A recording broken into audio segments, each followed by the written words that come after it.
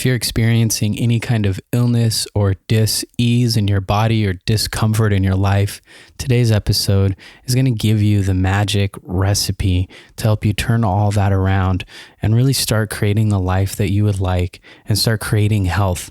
And our guest today is a certified doctor as well as a shaman. So we've got some magical tips for you. Welcome to Thriving Launch with Luis Congdon and Kamala Chambers. This show for heart-centered entrepreneurs who want it all. 5 days a week, we bring you different segments to inspire you to live a life of freedom. We interview the leading experts in the field of business, health, and love. Be sure to check out Training Tuesdays, where we give you a clear action plan to grow your own business. Maybe you can relate to this. When I was a full-time coach, keep repeating the same things to people over and over and over again, and it got to be kind of draining, and I wasn't really enjoying what I was doing anymore. So what I decided to do was record the things that I had to tell clients over and over and over again, and then I packaged those recordings together and sold them as an online course. If you're interested in creating and selling your own online course, head over to thrivinglaunch.com, and I have a free training for you on how to create and make passive income through your own online course.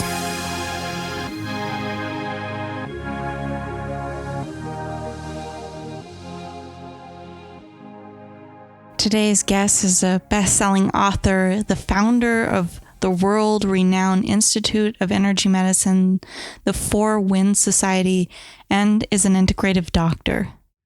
All right, Thriving Launchers. We are here with Alberto Villoldo. Really exciting to be here. He's got some magic to share with us. Alberto, are you ready to launch?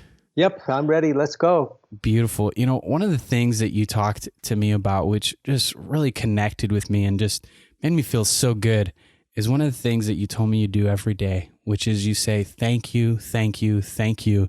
And you really, for you, being in a state of gratitude and appreciation is super important. And I want to know, why is that so important when you talk to students across the globe, when you're doing your shaman work, when you're doing all the work that you do to help people across the world? Why is this thank you, thank you, thank you? Why is this gratitude so important? You know, we are so comfortable practicing gratitude when we get a great gift from the universe, or when somebody smiles at us or does something nice to us. But when we get a challenging, difficult test, when the universe gives us more than we can chew, those are the times it's really important to practice gratitude, even if you don't understand the lessons yet. So I like to pay my gratitude forward. So every morning I say, thank you. I feel so blessed to be in a body in this beautiful world. And then I look around and see the madness of the world that we're living in. And it gives me a perspective and an ability to become an agent of positive change and not get mired in what's wrong. You know, if we just do a little practice right this moment and we say to ourselves, I hate you. And then we say to ourselves, I'm grateful for you. Just that alone, you can physically feel it in your body, the difference between those two things. And so I think what you're saying is so important. And so many of our guests talk about gratitude because it is that highest vibration, one of the highest vibrations that we can access. Can you tell me a little bit more about your practice around gratitude?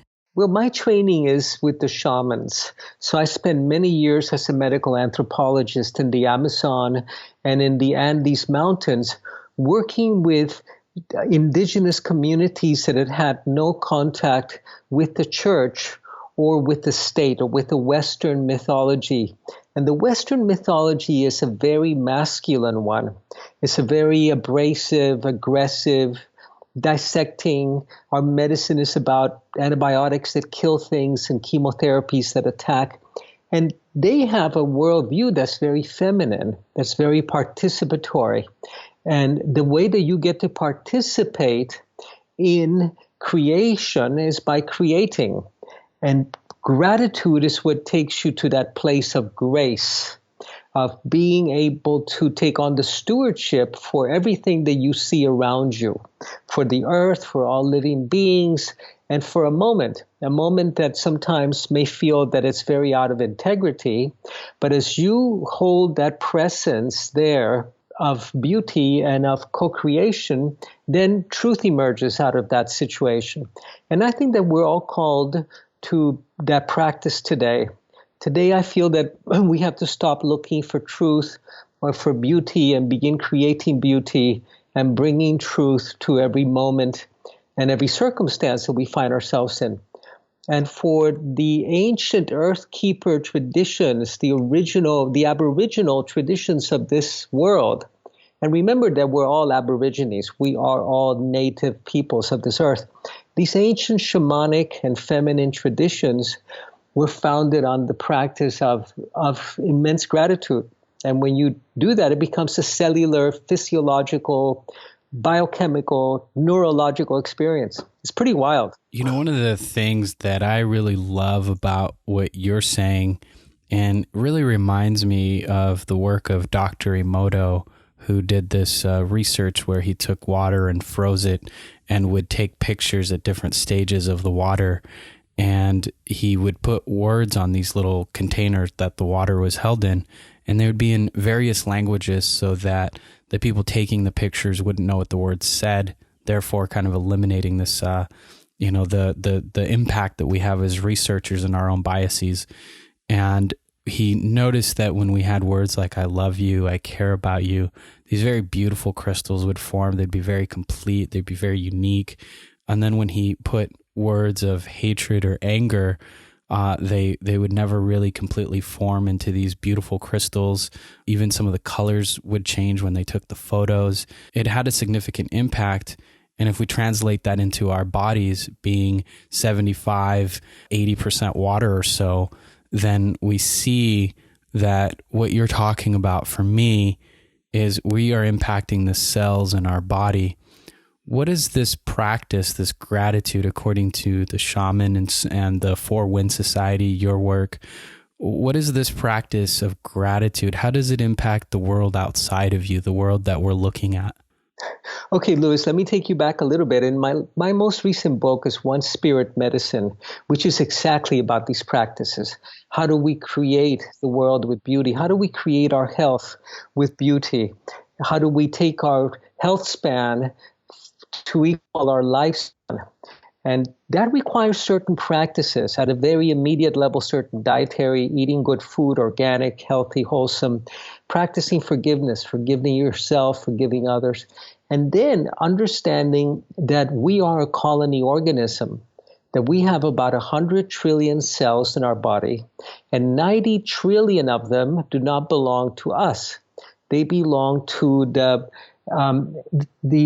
bugs, the bacteria that we have a symbiotic relationship with, that are in our gut, what we call our microbiome, that are in our mouth, in our skin.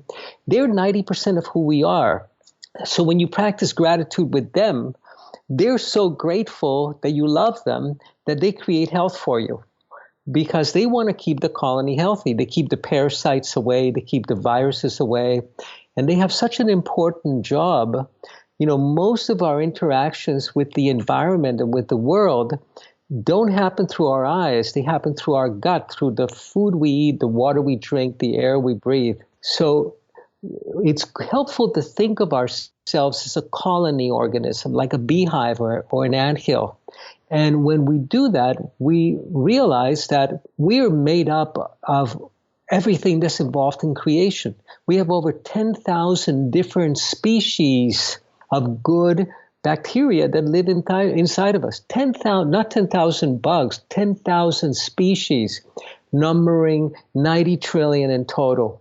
So we begin by practicing this, by our inner practice of bringing harmony to our colony and recognizing that we are made up of the stuff of the cosmos. All of the iron, for example, in our body, and iron is essential. It's in your blood. It's what gives blood the red color. It all comes from exploding stars. None of the iron that we have was created on Earth. It comes from exploding stars. We're made of the stuff of stars. And we're made of the stuff of nature, so that we're never separate really from nature, from each other. We're breathing the same breath that Christ breathed and that the Buddha breathed. So this understanding is very much of the shamanic cultures, of the ancient cultures.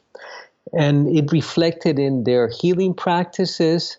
For example, their healing practices are founded, which I talk about in One Spirit Medicine, on the notion that if you create the conditions for health, the emotional, the spiritual, the nutritional conditions for health, then disease goes away. You don't have to treat disease. So if you create the emotional, physical, and spiritual conditions for peace, then conflict goes away. You don't have to deal with conflict. It simply goes away because you've created peace. And that way you take part in completing the process of creation that the Great Spirit charged us with. Getting a little bit off subject here, but no, you're totally on subject for me, and I follow you.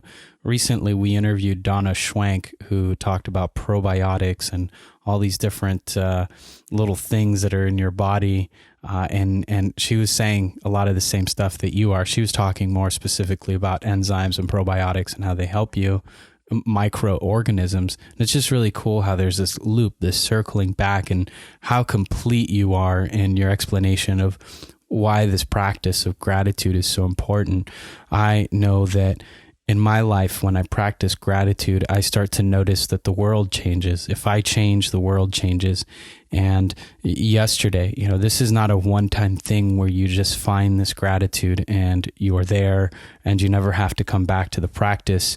One really great teacher that I was studying at one point said, enlightenment isn't a destination, it's a way of life. It's something that we do consistently, right? And once we reach enlightenment, then we keep practicing enlightenment. And to me, that's what you're talking about. But I wanted to share a story. Is yesterday, Kamala and I were in a coffee shop, and I got fairly upset, and I was in my head, and I was getting frustrated, and I was, creating tension within myself. And then the man sitting across from me got in some kind of argument with another guy that was outdoors. Somehow they looked at each other from inside to outside. They were looking at each other. The guy from outside came in and they started arguing and kind of threatening each other with physical altercation, talk like, hey, I'm going to beat you up. And yeah, let's take this outside. And in a way, I felt like, wow, the only reason that I'm witnessing this and I'm so close to it is because that's what's happening inside me. I felt that there was a fight inside me happening. And I wasn't in a good state. And that was a good reminder, those people outside of me, to go, wait, like, is this the world that you want to be in? Yes. So Louis, now the task of the shaman, and I invite you to practice this next time, is to heal it immediately within you and notice these two guys shaking hands and hugging each other.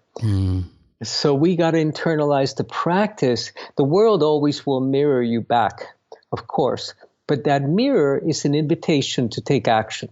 Otherwise, we become caught in the mirror itself, and this is what happened to Narcissus. We start to believe that the world is all about us, when it's really all about creating. And as you shift that very quickly, not just imagine the world mirroring back an inner condition. And I think that this is the great challenge that we have, all of us who were raised in a counterculture, looking for a new spirituality, and that will eventually lead us back to the ancient feminine ways of saying, wow, I've created this drama, now let's change it. And then eventually we can change the world. We can create world peace, and we can create clean rivers and clean air. So today, for me, our spirituality and our inner practices have to become political in some way. We have to understand the impact that we can have on the world, and that we're having even unconsciously, as this argument that you so sweetly created. And I want to tell you a little story. I was driving with a friend of mine, and we were driving to my office, and my office is where we do all of our enrollment in our training programs, is in an area where there's no parking. And my friend said to me, look, I'm I'm going to manifest a parking spot. I do this all the time, he said to myself. Every day I can create a parking spot and it's there waiting for me. And he created this beautiful parking spot right in front of my office. And I turned to him and I said, look, if you're so good at this, why do you have to keep doing it every day? Why don't you do it today for the rest of your life? And he said, So we have to accept an invitation that Spirit is making to us right now to step beyond the immediate. And in the Native American traditions, you speak about 7 generations. Every action, every thought that you have, how it has an impact for 7 generations into the future and into the past. And that's what my work is about today, is about training modern shamans. That we can begin by changing our health and our healthcare systems, and to create health, which is founded on creating inner peace and light. The more light you have, the healthier you are. But we know that, don't we? Yes. I really appreciate your perspective on, instead of looking at it as the whole world is about me, just mirroring my internal experience, it's about what we're creating. I'd love to hear a little bit more about that from you. This is the mirroring back. The mirroring is such a discovery. When you discover what Lewis was saying, wow, the world is mirroring perfectly my internal state. And some days you just don't see the flowers are all around you, and some days that's all you see. And some days you manifest in front of you inner conflict, or you manifest inner beauty. And discovering how the world mirrors back to you the condition of your love and of your intent is such an awakening. And then for the shaman, the second awakening happens when you understand that you can change the dream, that you can dream the world into being differently, that you heal it within, you change it within, and suddenly the flowers have always been there. Suddenly there's peace in the moment. The conflict ceases. And that's an incredible realization when you understand that you can change everything if you change your internal map. You change the map and the world changes. And the way that I like to describe it is that in the West, we are people of the precept. We get precepts. Precepts are rules. So we get 10 commandments and we get laws, and we elect lawmakers and legislators and make more laws. The Greeks were not people of the precept. They were people of the concept. They knew that there was nothing as important as an idea whose time had come, like democracy, for example. That comes from the Greeks. Well, the shamans are neither people of rules. They don't have laws. They don't have too many ideas or concepts, but they're people of the percept. They know that whatever you perceive is a reflection of an internal map of reality that you carry, that there's no inherent reality to it, that all of perception is projection. All that you perceive is a projection of an internal map, and then you confuse that for reality when it's really the world that you're dreaming into being.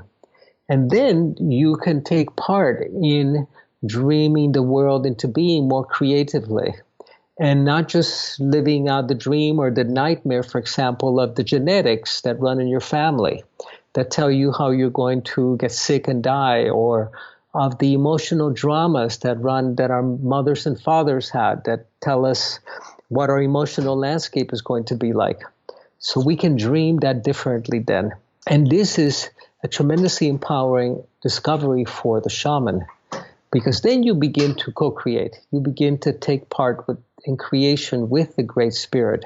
So my question here for you, and really brings us back to the beginning, because we talked a lot about what will happen to your world and the importance of this gratitude practice, and the foundational, and then just kind of, we just really open it all up as to why gratitude is really the seed of living a beautiful life, and why it's so important for the shamans, why it's so important for you, why it's important in the work that you teach. And it brings me back to the very beginning. How do we practice this and do so authentically? I know that sometimes I will get into a state where I am really feeling grateful, and I am really appreciative, and I am authentically, genuinely, my whole being is involved. And there are other times when I really want that feeling, and I'm going back and mimicking the practice, or I'm mimicking the state, the emotions. I'm trying to put myself in that space, but it doesn't feel quite the same. What do you recommend so that we can experience this more, hit that place, that flow more often with more ease? Because I know that some of us, and this is just the nature of life, is it shifts, it unbalances us, it changes, and we have unexpected things arise. And then, oh my God, my dog died, or my mom died, or, this person just hit me in traffic and was a total jerk. And now I'm out of that state, and now I'm upset about something, or I'm feeling the pain of all this stuff, and it's not easy to get back in that state. What do you say about that, and so that we can have some sort of daily practice or way that helps us? Louis, I have 2 dogs. I have 2 German Shepherds, and I feed them in the morning and I feed them in the evening. Now, some evenings I'm just not feeling like it, and I don't find the feeling, but I go feed them anyway. So I think it's important that that's why we call it a practice. Because there are times that you're going to feel horrible, that you're going to feel angry. And it's in those times when you bring your palms together in prayer pose and you bow your head and you go, thank you for this moment, for this breath. You find something to be grateful about. The breath is a really good one. And if I happen to have a cold that day, I'll just feel for my heart rhythm or my pulse and go, thank you for this great drummer inside my chest. So once you are able to find something you can be grateful about, you can let that, like a blotch of color, begin to take over the moment and the landscape, and not make it dependent on a mood, because otherwise we're only practicing gratitude when we are feeling good. And it's so important to practice it when you're feeling like crap. That's at the heart of the practice. So it's when it's difficult that your spiritual practice really comes in. And this will be tremendously helpful when you're crossing over, when we're all making our journey beyond death. When we get to that gateway, are we going to be able to practice gratitude for this amazing gift that life is giving us? So it's helpful to develop a practice beforehand. And I particularly look forward to those moments when I just don't feel like feeding the dog. And I go over there and I feed them and they wag their tail, they rub against me, and I go, thank you. And that's the reason why it's a practice. Luis is smiling so big because he's got his dog beside him, and he absolutely relates. We've been here with Alberto Villoldo, and it's been so... Try telling your puppy you're not going to feed it today because, you just don't feel in the mood. It's going to look at you with such big eyes and so full of love. But yeah, thank you. Yes, I cannot ignore my dog when he wants something, because he is persistent, and he is persistent with love and affection, which always reminds me of the few things that are very important to him. One of those is food. It's been a real pleasure to have you here, Dr. Alberto Villoldo. It's been awesome to have you here. Thank you for joining us on Thriving Launch. Thank you so much for having me. Great to be with both of you. Blessings to you and to our listeners. You've been listening to the Thriving Launch podcast. For books and resources related to today's episode, make sure to head over to thrivinglaunch.com. We'll see you there.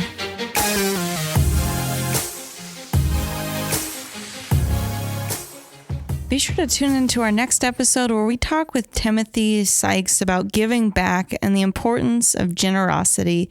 If you've enjoyed today's episode, leave us a review and subscribe on iTunes.